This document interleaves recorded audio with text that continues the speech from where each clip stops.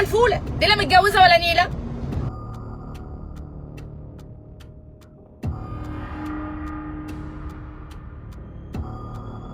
السلام عليكم. احنا النهارده هنتكلم عن فيديو الدكتورة وسام اللي قلب الدنيا الايام اللي فاتت دي، والحكومة امرت بحبسها 4 ايام بسبب ان هي بتحرض على السلم العام. بس هي عملت ايه؟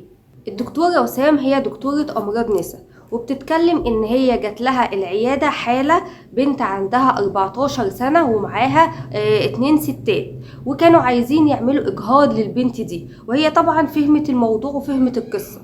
قالت لي بصراحه البنت متجوزه جوازه مش على هوانا، العريس ده جربوع ومش عاجبنا واحنا مش عايزين منه عيال. كمان بتقابل حالات كتير في المستشفى ان في واحده هناك كانت بتولد، وبعد ما ولدت كانش لها اوراق خالص، وبعد كده واحد جه يعني وقال لها انا والد الطفل ده. طبعا الولد ده كان شكله خالص ما يليقش على الست دي، كانت اكبر منه. فهمت طبعا القصه. عليه ورقه عرفي مكتوبه كده بقلم معفن بخط الايد، والبطايق اتفرج بقى على البطايق. البيه ده مواليد 2004 تقريبا او 2005، والهانم دي مواليد 1990، يعني هي بسم الله ما شاء الله قد الست والدته. فهي طالعه بقى تقول الحالات اللي بتحصل في المجتمع وبتوعي الناس. هي لا قالت اسماء شخص ولا قالت عناوينهم ولا قالت اي صفات عنه، هي بتتكلم بشكل عام.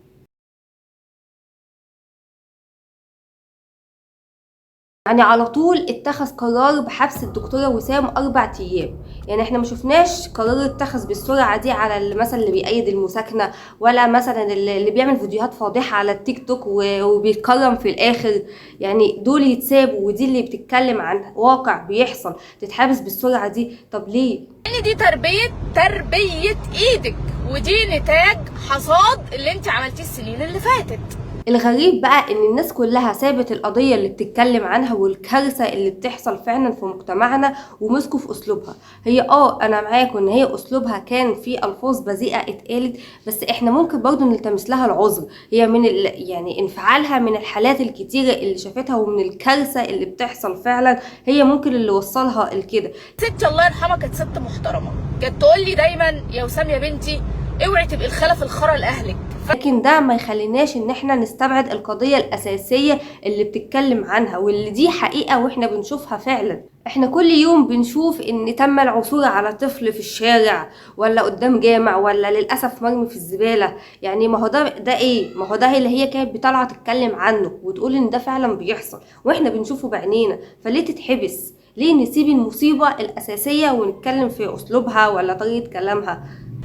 فاحنا بقينا عايشين في مجتمع على رأي الأستاذ عادل إمام الله يرحمه، إن كان عايش ولا ميت، لما قالك إن ما تعرفش مرات مين في حضن مين. يعني احنا ليه نسيب اللي عمل المصيبة نفسها ونمسك في اللي قال عليها؟ بجد ليه؟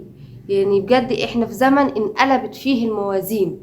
التربية الإيجابية وبنتك تروح رحلات مع أصحابها وتبات بره البيت، ما هي تربية إيجابية بقى. معرفش أسألها أنت رايحة فين وجاية منين، عيب.